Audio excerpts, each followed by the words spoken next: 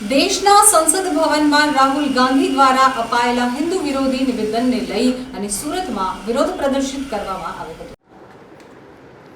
દેશભરમાં હિન્દુ સંગઠનો દ્વારા રાહુલ ગાંધીનો વિરોધ કરવામાં આવી રહ્યો છે, ત્યારે સુરતમાં પણ વિરોધ પ્રદર્શન કરવામાં આવ્યું હતું, જેમાં મોટી સંખ્યામાં જોડાયેલા લોકોએ નારેબાજી કરી હતી।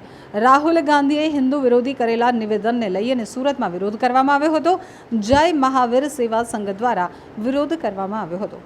તો જય મહાવીર સેવા સંઘ દ્વારા એક રેલીનું આયોજન કરાયું હતું। આ રેલીમાં મોટી સંખ્યામાં લોકો જોડાયા હતા। નવી બોમ્બે માર્કેટથી મિલેનિયમ માર્કેટ સુધી આ રેલી યોજવામાં આવી હતી। રાહુલ ગાંધીએ હિન્દુ વિરોધી કરેલા નિવેદનને લઈ અને સમગ્ર દેશમાં રાહુલ ગાંધીનો વિરોધ થઈ રહ્યો છે। 100 કરોડ હિન્દુઓનું અપમાન નહીં ચાલે તેવા પોસ્ટરો સાથે વિરોધ પ્રદર્શન કરાયો હતો। शिवानंद तिवारी, जय महावीर सेवा संघ पदाधिकारी। आज कहाँ से क्या रैली निकाली? न्यू बॉम्बे मार्केट से शिवाजी पुतला से हमारी रैली ने प्रस्थान किया है। ये हमारा कार्यक्रम मिलेनियम मार्केट तक है। क्या कार्यक्रम रखा है? कार्यक्रम है हिंदू विरोधी ताकतें जो लगी हुई हैं। राहुल गांधी ने हाउस चलते हुए उन्होंने 100 करोड़ हिंदुओं का अपमान किया है, उसी के विरोध में हमारी रैली है। क्या मांग के साथ?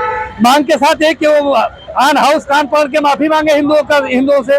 उन्होंने हिंदुओं का जो अपमान किया है। आगे क्या कार्य? आगे की रणनीति हमारी यही है कि झारखंड, महाराष्ट्र, हरियाणा में होने वाले विधानसभा चुनाव में जय महावीर सेवा संघ बड़े लेवल पे पदाधिकारियों की नियुक्ति करेगी और बूथ लेवल पर ये राहुल गांधी खान एंड कंपनी का पर्दाफाश करके कार्यकारनामों का उजागर करेगी।